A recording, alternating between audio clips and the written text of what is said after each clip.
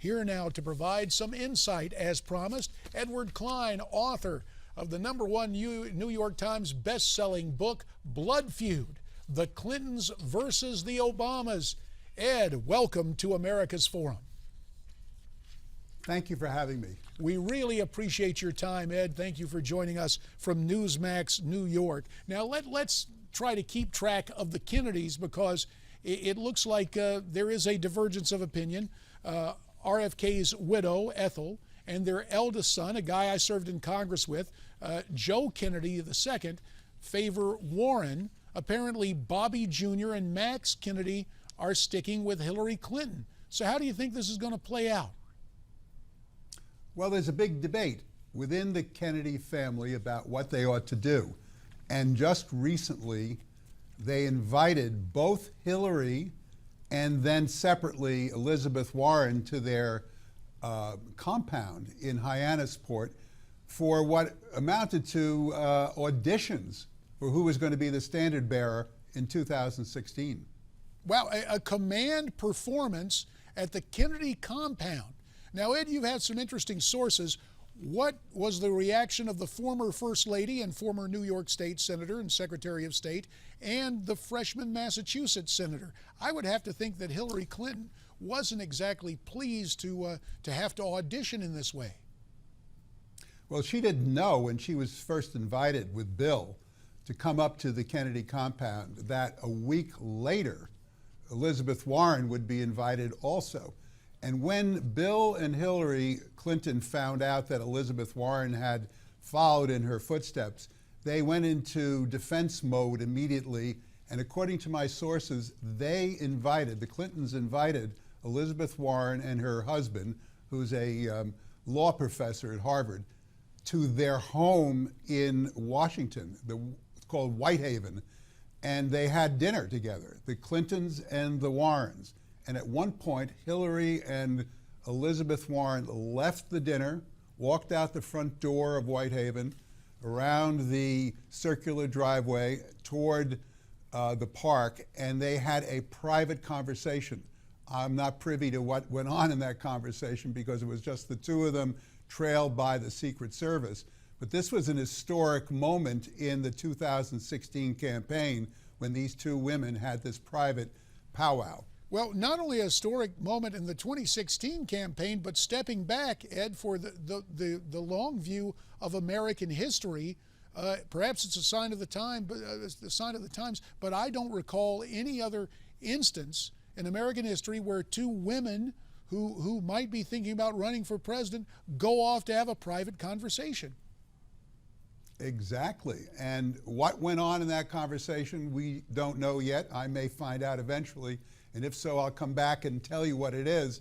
But I'm sure that they at least came very close to discussing whether Elizabeth Warren is finally going to challenge Hillary for the nomination. She's certainly being pushed by the Kennedys and by a lot of people on the left wing of the Democratic Party who are wildly supportive of Elizabeth Warren because they remind everyone of Ted Kennedy and his full-throated liberal speeches against the wealthy and against the entrenched corporate interests. And Elizabeth Warren really gets that left-wing base of the party excited, where Hillary does not. Well, I appreciate you want to come back and see us when you get the dish from your sources.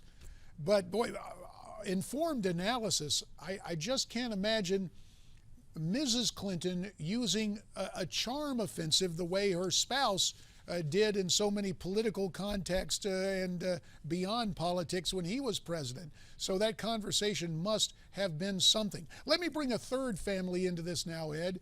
The Obamas. What's the deal with the Obamas? Are they really trying to push Elizabeth Warren into this race as well? Well, you know, the mainstream media has concentrated almost entirely on the feud between the Tea Party and establishment wings of the Republican Party, and has almost totally ignored the feud that I write about in Blood Feud between the Obamas and the Clintons, which is very deep and gut-wrenching.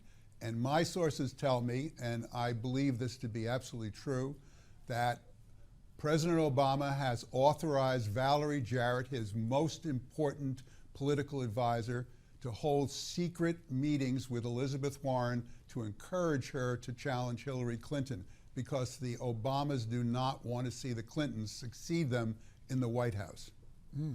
Well, to have that kind of hidden hand, or maybe not so hidden hand now that you can report on it at work here, is something that will provide a lot more speculation in the days ahead.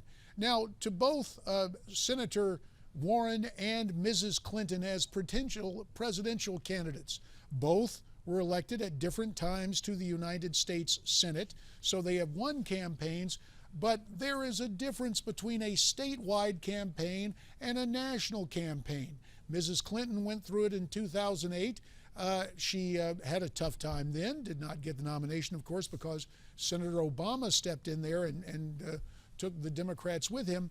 But to both women as potential presidential candidates, is there an ability to really garner the votes and ignite the base? Or has Hillary already out of the gate made some missteps that call her candidacy perhaps even into judgment or into speculation that she may not run?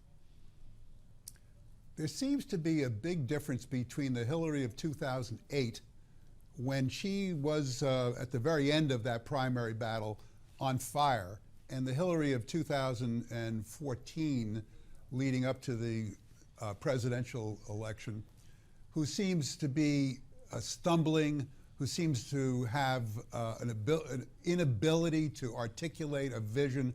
And we see that in the way she rolled out her memoir. It was a disaster. She said silly things such as that they were dead broke, that she was against gay marriage before she was for gay marriage. And Hillary is looking quite vulnerable to me, despite all the money and the organization she has behind her. And I think you're going to see several people challenging her for the nomination. Perhaps Elizabeth Warren, perhaps even Jerry Brown, the governor of California, Martin O'Malley, the governor of Maryland, and perhaps others. I think we're going to see a lively debate for that nomination in the Democratic Party. Ed, is there such a thing, about 15 seconds, I guess, a yes or no, is there any centrist Democrat who might run in this thing? I think the Clintons come closest to that. Wow. Pragmatic liberals, as they call themselves. But other than that, I doubt it very much. Well, I thank you for your analysis on that, and it's more than a yes or no. That's a subject of conjecture as well. Ed Klein, we thank you for your insights. We really appreciate what you have to say, and we will bring you back when your sources let you know what Hillary and Elizabeth were saying in that private conversation. Thanks so much for your time. Thank you. Author Edward Klein. Now, new fears are emerging in Afghanistan following the murder of that American Major General. Coming up on America's Forum, we'll talk about that, plus have a Newsmax Now update. So stay tuned.